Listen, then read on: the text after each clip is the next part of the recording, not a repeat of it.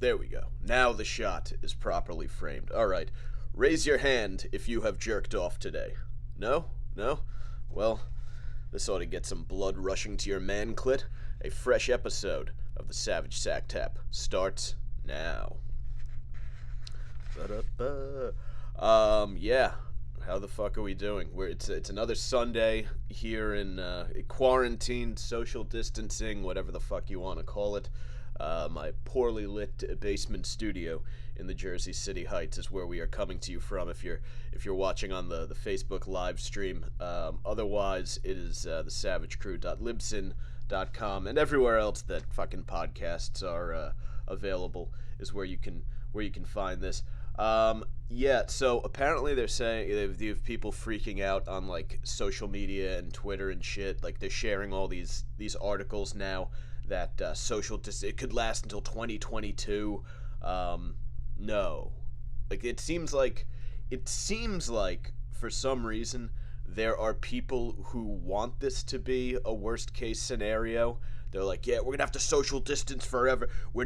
This is gonna change things forever. People aren't gonna ever go back to, dude, fucking, I have a feeling that when people finally get released from the fucking cages, though there might be like a short period where like, you know, they're dipping the toe back in the pool, but once everyone kind of figures out, oh yeah, we're good, we can be out and about, it's gonna be a goddamn fuck fest in the streets. There's like two different Twitters basically right now. We're gonna have to social distance. We could have to social distance for the next 18 months. We could have to stay at home for 18 months. Those people are fucking idiots. The other group on Twitter is the I need to get the fuck out and just rage. You want your face covered in pussy, you want your pussy filled with dick. Like, people just want to get out there and fucking drink beers and bump lines and have a great fucking time because they're sick of sitting inside baking sourdough bread and binge watching fucking This Is Us or whatever the fuck people do. So when you see these ridiculous predictions, fucking de Blasio is threatening to pretty much just shut down summer in New York City. Like, okay, dickhead, do you know that I don't care what the fuck, if there could be an Ebola outbreak, the thought of trying to keep people under control in New York City without the promise of like jumping in the water at fucking Coney Island or going to a pool or something like that to cool off. Do you know how miserable summer in New York City is? It is the just foulest, most disgusting thing in the world. There are just big piles of garbage everywhere, and they fucking stink. And they call it disco rice. They're little they're maggots. They're just piles of fucking maggots in the garbage, and there are rats butt fucking each other on top of the disco rice.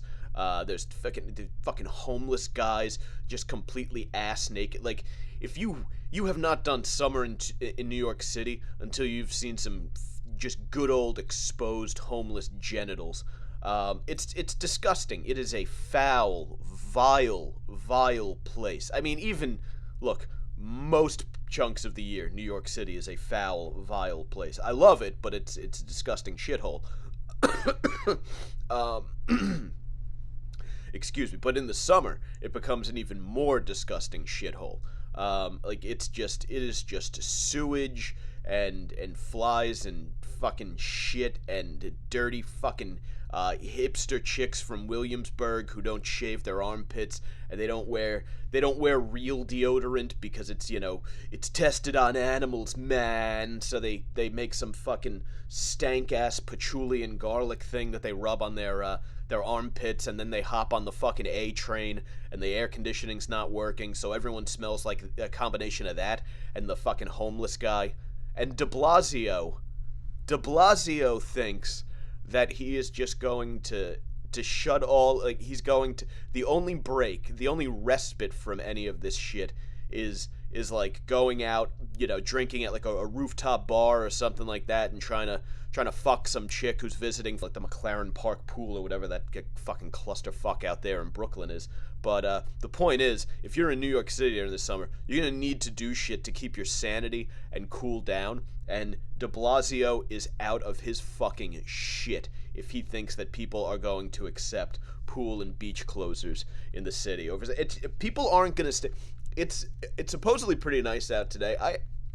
I'm going for a fucking hill run later, and then I'm going to the liquor store picking up some beers. I'm just going to drink them on the sidewalk somewhere because it's nice out, and fuck the feds. You know what I'm saying, son? But yeah, you can't keep people pent up. Like it's a gorgeous day. People are eventually it's going to turn into the fucking Overlook Hotel in everybody's home. The reason marriages survive is that 40 hours a week these two people aren't together. You cram the average, because here's the thing about like the average married American family with a couple of kids. They did it because they were supposed to, right? They thought, well, I'm 26 now. I've been dating this gal for 24 months. Time to get an engagement ring. 2 months salary. Make it last forever. And she says yes because she doesn't want to be the only one without a ring on her finger, and she didn't get engaged in college, and she's going to be 30 in a couple years, and her prime childbearing years are approaching, and she doesn't know what to do. So she gets married, and then you have just like, the suburbs are just full of people who are absolutely miserable, whacked out on, Xanax and white wine, and especially now with medicinal marijuana being available. These parents just, they fucking walk around in a fucking fog all day. Fucking dad spending fucking $200 a week on some fucking cam soda, or what's the big one, OnlyFans, watching some fucking Instagram hoe fucking rub soap all over her asshole, or whatever you do on an OnlyFans. Sounds like a lot of fun. It sounds like a lot more fun than spending time with your wife and kids. But the thing is, eventually you're cooped up inside with these little fuckers, and you can only take so many pretend Instagram, we're having fun, this is fun social quarantine pictures before you lose your fucking mind. Like, if this continues, if this social distancing shit continues, you're going to start hearing a lot of stories about guys just snapping and murdering their entire families. I fucking promise you.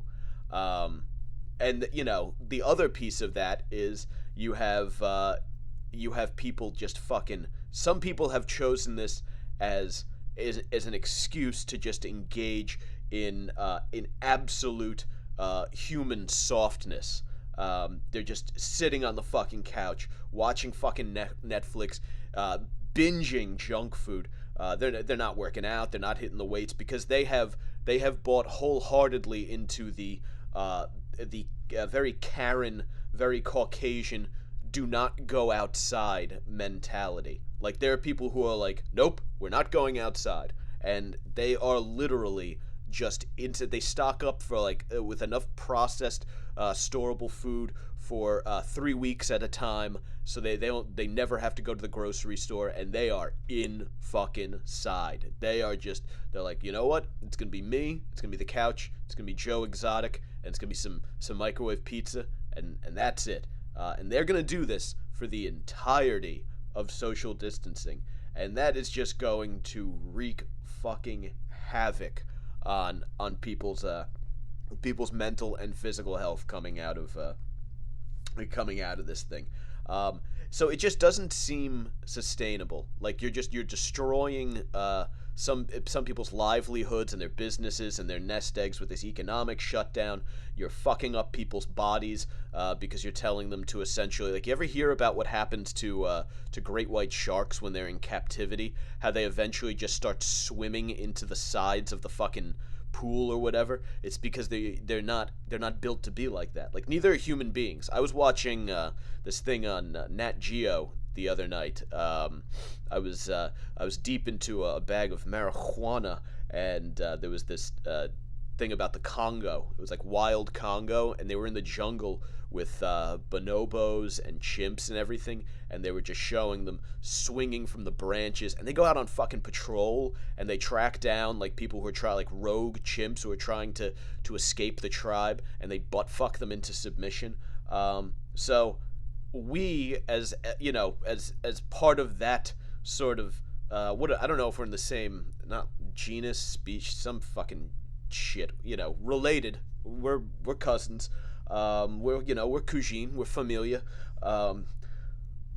We are not meant to sit around fucking, studio apartments bouncing off the walls. Like human beings, much like Joe Exotic's tigers, the great white sharks, and the great apes. Like, we want to be out there. We want to be out there fucking drinking beers, doing blow, and fucking in the streets. We're not hanging out like this forever. It's gonna fuck people's livelihoods. It's gonna fuck their mental health. But there's like this soothing, I don't know what it is that some people get from the idea that there's just this blanket, there's the government, because people are asking now, they're saying it should be $2,000 every month, and we got our $1,200 checks. This idea that it would be nice to just have a benevolent dictatorship. Benevolent authoritarianism, I think, is what a lot of people in this country want, where it's just like, hey, we're going to turn on the TV, we're going to see the president man, he's going to be in a suit, he's going to tell us exactly what to do, we're going to do it. If the president man says we got to stay inside for the next 24 months, well, that's just the way it works. And they'll just kind of take this. They'll kind of take that because there is comfort in not having to think for yourself, not having to be like, oh, am I at risk? Should I be quarantining? Is it okay to go out? There's this ease in not having to do that. Eventually the reality will hit that there's like an economic tipping point with this thing. And as sad as it might seem, I know we keep seeing these tear-jerking stories on the news media that the fucking vultures in the news love to play up. People say it's a horrible thing that someone would weigh the economic benefits of reopening everything versus the health benefits or the danger to at-risk people, like 97-year-old a woman who might die of coronavirus because restaurants reopened or something like that. People say it's horrible that you would even think that there's a tipping point. We have to save every life. And it's usually, it's those in the talking heads in the media that will say that. But they will be the first cocksuckers to go and run stories about dead Ed and try to tear jerk you into not changing the fucking channel. Coming up next, horror at a New Jersey senior citizen center. 12 people dead in their rooms, and they're just turning the deaths of people's grandparents into pornography. And they're doing it because they love to stir shit around fucking Trump. They're doing it for profits because they get profits by stirring shit around Trump. They get eyeballs on the TV. It's like this great multi-layered cake. It's like an Italian fucking rainbow cookie for them. It's like, not only, because it used to be they would just get we're showing you something horrible viewers. Now we have those who are tuning in to see the dead people in the senior center fucking getting carted out in body bags. Then we have the added element of, we can also pin this on Trump because he's being a bit of a jackass during press conferences, and we can say that he didn't respond properly to this or whatever. So we get that going, and they swirl them together, and it's just a big fucking ratings bonanza. I mean, I swear to fucking God, the news media they're just fucking vultures. It is just a disgusting, disgusting industry. I say that confidently because I was in it for 7 years, and I've just seen what goes on with this. And then, of course, the other element of it is that they actually do. People who work in the media, for the most part, from what I've seen, despise Trump. I think he's hilarious, but I'm otherwise ambivalent on him. I fucking, I think he should be judged policy by policy, and zinger by zinger. Let's be honest, he fires out some great fucking one-liners. But people do realize that a recession hurts Donald Trump's re-election bid. Bill Maher had been talking about forever. I'm a very big Bill Maher fan, but he had been saying for a while it might be worth a recession to get him out of office.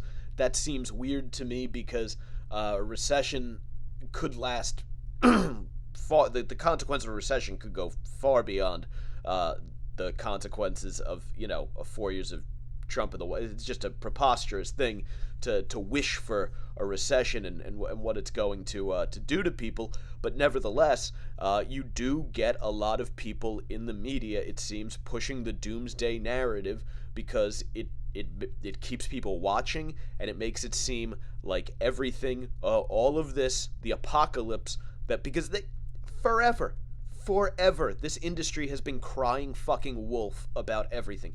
Every snowstorm is like the hearkening of a new ice age. I remember when I was working in news, the minute precipitation begins, it turns into like this wall-to-wall breaking coverage, and they would make us stay overnight in the city in hotels. It was so fucking stupid. It's at every 5 minutes you're sending out push alerts to people's phones. Oh, the 3 inches of snow have fallen in New Rochelle. Like, who gives a fuck? Like, quit treating everything like it's the end of the fucking world.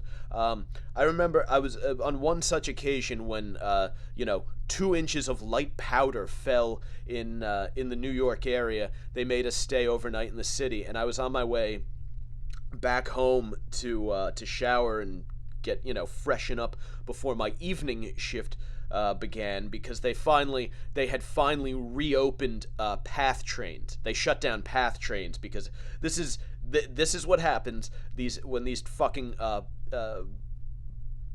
politicians and the fucking media team up. They do shit like this to control everybody. I was on my way back, and the bus driver's overweight, jolly black gentleman is talking to one of the passengers on the bus, and he says, "This ain't a blizzard, this is a goddamn snowstorm." And he was right. And it's just this constant fear mongering. There's the wolf is always at the fucking door with these people.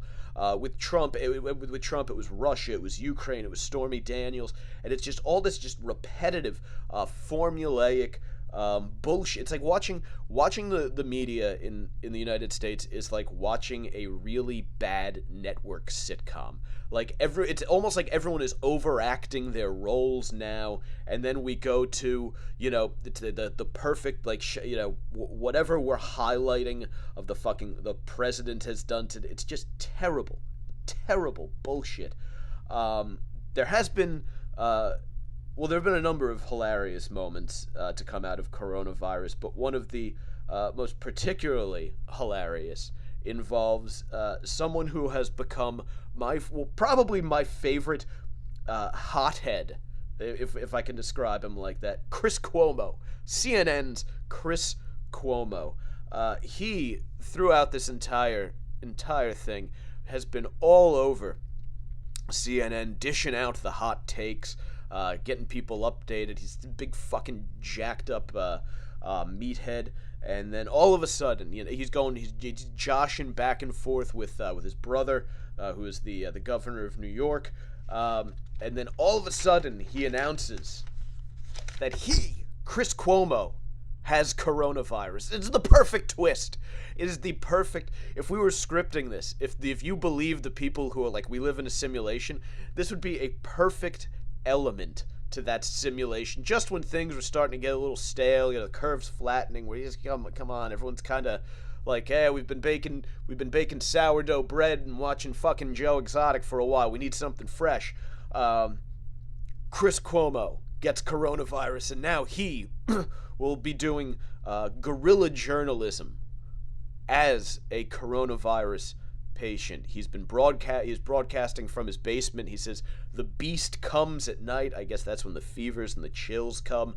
He said he chipped a tooth because he was chattering so badly from the chills. And then and then he recovers. He's still feeling a little bit feverish, they say. I guess it's kind of like I guess when you're on your way down from coronavirus, it kind of, it takes a while for the fever to subside. And he's out in front of his home and gets into it with a bicyclist. Because if you know anything about Chris Cuomo does not back down. You remember over the summer, he was someone called him Fredo, a reference to Fredo Corleone, the incompetent dope of a brother from The Godfather. So they call him that because his brother is the governor of these, powerful politician, and Chris is sort of viewed by some, certainly not myself, as sort of a dope and a meathead and a fucking goon. And I get it. Look, I'm a fucking meathead too, so I got you, Cece.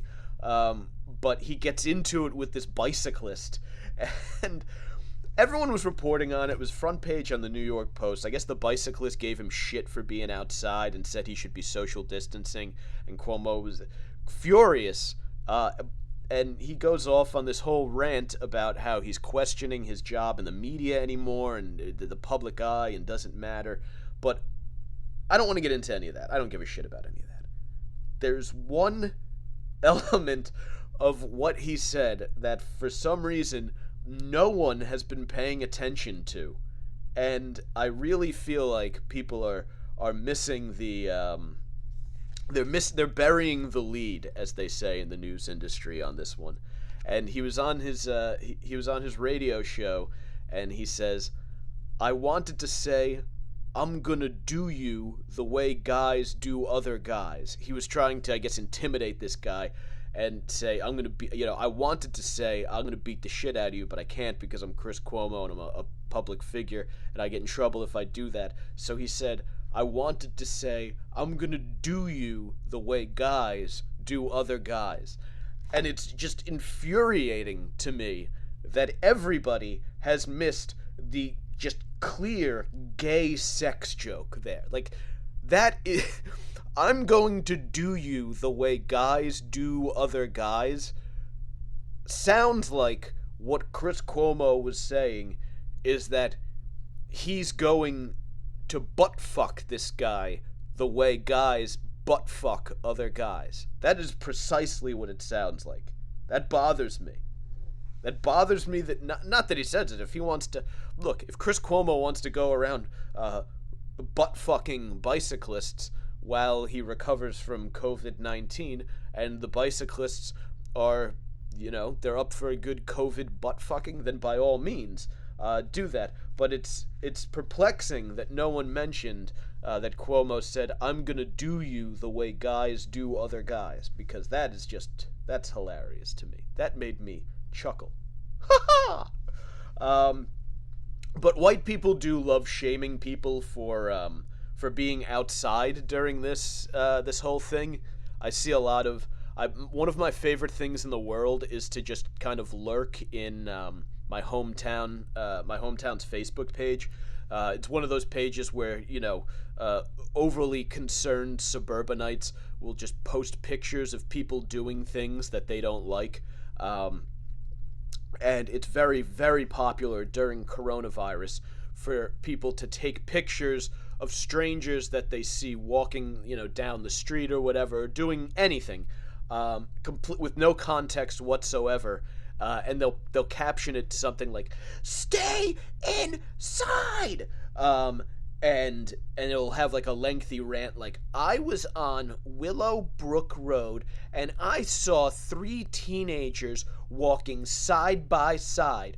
Don't they know that this is how coronavirus spread? Like, and it'll be like a 6-paragraph fucking essay about where they were, what they saw, and sort of a moral pondering as to how I thought of calling the police. I thought of asking them their names so I could contact their parents, but I didn't want to get too close because these are the kind of people who spread coronavirus and it's just like, shut the fuck up, Karen, you fucking cunt.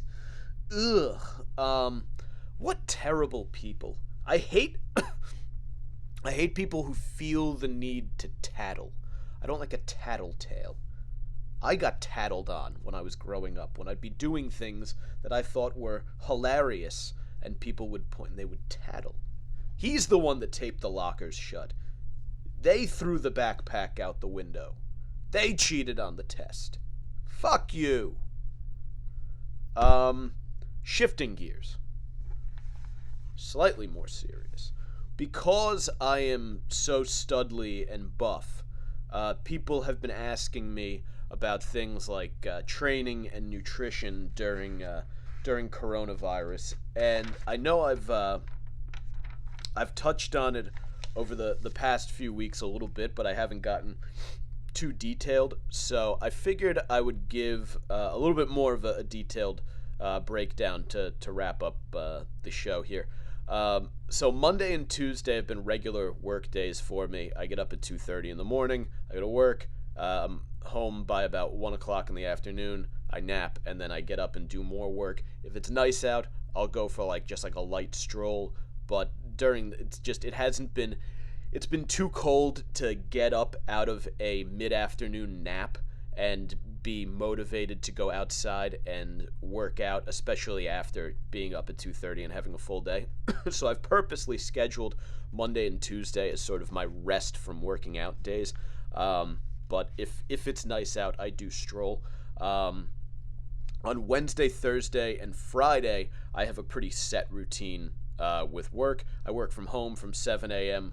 till 11. From 11 to noon, I get into creative projects. If I want to do some writing or whatever, I do that. I'm building a new website for myself, so I have a little space for that built in there. And then around noon, I will go out and work out in the middle of the day when it's nice and warm out. It's fucking sun's shining, birds are chirping. The other day I was working out up on the Palisades, overlooking New York City and Hoboken, everything like that. And there was this chick walking. I don't know if she was a professional dog walker, or if she just has a bunch of dogs, but just the most delightfully fat ass in leggings, which is my favorite thing. And she was either wearing a G-string or a thong that just split her cheeks in two, or wasn't wearing any underwear whatsoever. It was fantastic. And you know that she knew that she had a fat ass because she was wearing a jacket that cut off at the midriff, and the next thing you saw was just the thick ass cheeks. So I really appreciate that. If I might deviate slightly, you gotta love when a chick with a fat ass knows she has a fat ass. It is one of God's blessings, one of our Creator's many gifts. So thank you, Jesus. Then I'll come home, and I have turned lunch into a very enjoyable event. At all times I keep a 6-pack of decent beer in the fridge, and I got a bunch of meat and vegetables and shit, and some corn tortillas. So I've been doing a lot of tacos. Tuesday is specifically Taco Tuesday. I just eat fucking high protein tacos all day. I take an hour to just relax and do that, and then I let myself be entertained for about an hour.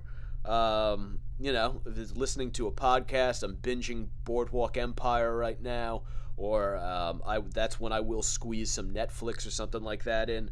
But just something to enjoy and have some fun, but have it not be a 3-hour TV binge. You sit down, it's an hour, you get a couple episodes of Seinfeld or The Office or whatever in, and then you're done. And then I'll hop in the shower and have some green tea and shit, just kind of charge the battery up again, and go back to working on various projects, tasks, help prepping for the next day for my real job from about 4 to 7, and then 7 p.m. Onward is just hang out, get blazed, watch TV, read a book, do whatever the fuck I want, eat some dinner, have fun. Saturday and Sunday is essentially a similar pattern, but I'll sleep later. Wednesday, Thursday, Friday, I'm averaging probably about 7, 8 hours of sleep. Saturday and Sunday, I'm crashing for 10 to 11, just sleeping in, not getting out of. No alarm. I love a good alarm wake up on the weekends. If you don't have to have a jarring sound waking you up in the morning, it's always a good way to start the day. Get up, a little coffee and like a podcast or something like that, or some music. One thing I would highly recommend, and I kind of discovered this while I was doing Sober October, if you can get up and avoid putting screens in front of your face first thing in the morning, you're going to be in really good shape, because it's so easy to get up, get yourself a cup of coffee, and because when you get up in the morning, you're still like in your PJs, you get your sweats on. If you sit down and you engage with a TV screen or a phone screen at that time, I feel like you're really setting yourself up for a shitty day. Like, that's just not a good way to start the day for your brain. A podcast, I think, is a little bit different, because you're not overwhelming your system with a million different messages all at once. It's more like, all right, I'm gonna listen to this. It's like you pick like one, like it's like a half hour long. This morning I was listening to Freakonomics. They were talking about some of the different effects that coronavirus could have long term. But yeah, don't throw a screen in front of your face first thing in the morning. I would not recommend it. And then what else? Avoiding junk food, and like I said, the binge watching of TV. I'm not doing 3-hour TV sessions. If you watch it for an hour at a time, that's fine. Like, pick up a book, have a book out and around, so that you can so that it has to be a conscious decision that you're fucking rejecting the book and taking the TV instead. And if you have to, it'll kind of guilt you into that. I'm avoiding junk food as much as possible. However, there are exceptions to that. I was sent a large supply of Peeps for Easter by my mother, because I'm a 34-year-old man, and she thinks that 34-year-old men who are otherwise completely self-sufficient still need their mothers to send them sugar-coated marshmallows for the holidays. So what are you gonna do? They're fantastic. I got some graham crackers, I got some chocolate bars, and I've essentially been using them to make homemade s'mores. So that's been like my junk food. But otherwise, it's a lot of steak, chicken, fish, eggs, pepper, onion. The place up the street from me sells cheap fucking avocados. I also I got like a brick of chocolate, melted it, and threw some dried cranberries in there. So I made my own chocolate bark. But yeah, otherwise, just avoid pumping shit into your body. Is probably a good idea if you're stuck inside all day. Workouts, I've been doing 2 days off, 5 days on. Like I said, the off days are a nice leisurely stroll, and then on the on days, it's a combination of basically the following. I live in an area with a fuck ton of hills, so I've been find a hill. I'll do a series of hill sprints, and then I'll throw an additional exercise on the back. So I might find like some scaffolding and do some pull-ups, or I've been doing mechanical drop sets of push-ups, which are nice. And then I have a 25-pound kettlebell, so I've been swinging that bitch around. CrossFit Hoboken has been putting up some great workouts of the day, and then Arnold Schwarzenegger on his Reddit page, I guess, posted the workout that he would recommend doing, and it's a lot of high rep body weight stuff. If you have like a little lightweight hanging around, you can use that. If you don't, I might recommend Home Depot is still open. You can get some bags of sand or gravel. You can use those as weights if you want. And then there's body weight stuff. If you do enough reps of push-ups, your chest will eventually be smoked. And then there's body weight squats and jumps. But I love hill sprints. Hill sprints are a great leg builder if you can't get into the weight room and squat, because you're putting a lot of force into the ground repetitively, and it's obviously if it's up a steep incline, the effort's going to be getting more and more as you go along, so as your legs get tired, it's going to get harder and harder. And then the other nice thing is that running uphill, if you don't have great running technique to begin with, running uphill will force you into better technique if you want to get up the fucking hill, because if you have bad running technique, you're not going to be efficient in your movement. It's going to become harder and harder as you get to the top of that hill. So it'll force you to run with good technique, which is going to reduce the risk of injury and all that. And it's also going to make you just a better runner in general. So that for that reason, I absolutely love hill sprints. Like I said, CrossFit Hoboken. I'm not usually a CrossFit guy, but their Instagram page, they've been putting up WODs, they call them. It's the workout of the day. What I appreciate about it is that it just completely takes the brain work out of all of that for me. So I don't have to, if you have to wake up and figure out like, oh, I'll do this today and put together a plan for yourself, you're gonna be less inclined to go out and do it because it's just another thing and you're just gonna fucking lounge on the couch instead. Like, I'm a meathead that loves doing this stuff, and even I have to get over that hump of like, all right, it's 40 degrees out. Do I really want to go out and do this workout? Like, yeah, like you got to go fucking do it. So what I've been doing with the Hoboken CrossFit WODs is I'll take my jump rope out and I'll do like, right now I'm doing like 250 reps to warm up before the workout. I'll do the workout and then do like another 250 afterwards. So in addition to the workout, whatever you get out of that, whether it's squats or fucking kettlebell snatches or whatever, I'm also getting the added benefit of 500 jumps over the rope, which isn't a whole 500.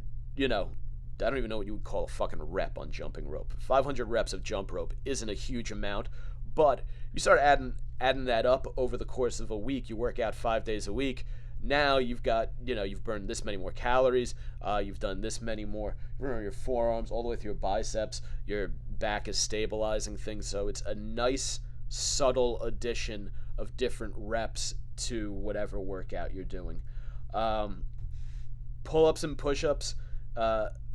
If you can, these assholes, the day they finished installing a new pull-up bar in the park around the corner from me, they shut the park down, and now apparently the only thing the Hudson County Sheriff's Department exists for is guarding local parks and preventing people from enjoying themselves.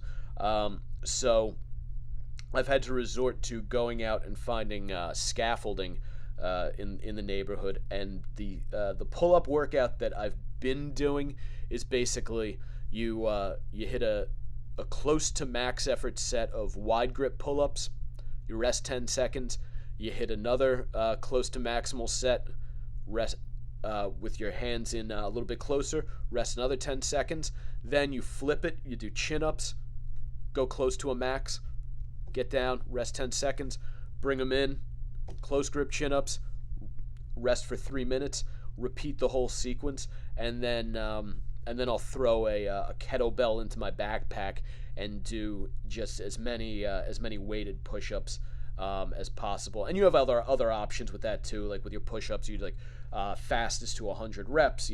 Try to get to 100 reps quicker and quicker every day. Like I said, the mechanical drop sets are great.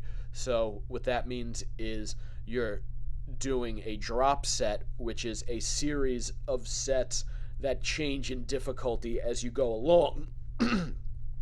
I will do a feet elevated, then feet down on the floor, and then with my hands up on an incline. So the feet elevated are the hardest. The push-ups flat on the floor, a little bit easier, and then the hands up on like a couch or something like that are much easier, and it's just because of the mechanical advantage that you give yourself.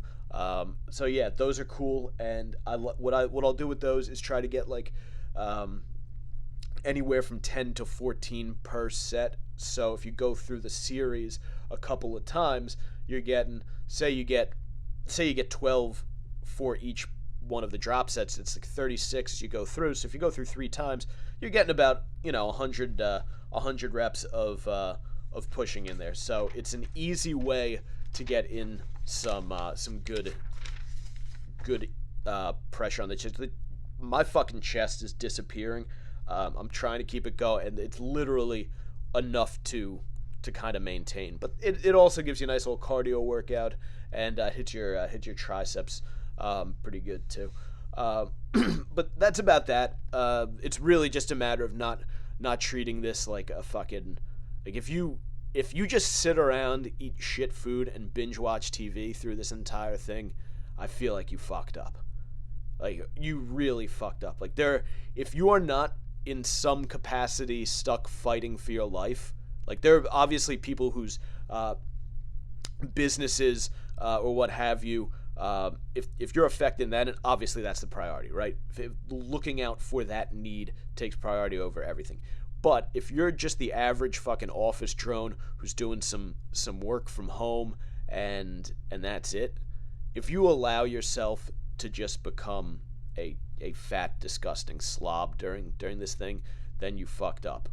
If you are still drawing your regular paycheck and you don't have a health issue, if you're just fucking pretty much on staycation, like a good chunk of people are, then yeah, you have no excuse for becoming a disgusting slob during social distancing. But that's that. I am going to go. I do see Rich commenting down there. I actually agree that peeps are disgusting. I like to blow them up in the microwave just for funsies. And then I was realizing when I was at the store that I had all these fucking marshmallows sitting at home. I needed to do something with them. I can't eat a peep by itself because, as we have established, disgusting. But we turn it into a s'more, and all of a sudden, I've got a nice little snack there. So I'm working my way through this box of graham crackers. I'm almost out of chocolate, so I think I'm done with my peeps as of whatever I watch to wind down this evening. But yeah, you're not wrong. Peeps as a standalone candy are just absolutely atrocious. But wrapping up, Facebook.com/SavageCrew is where the live stream goes down. Twitter @Mike Montone. Instagram @Gary_Moyler, Moyler. And have a lovely Sunday. I will catch you guys later.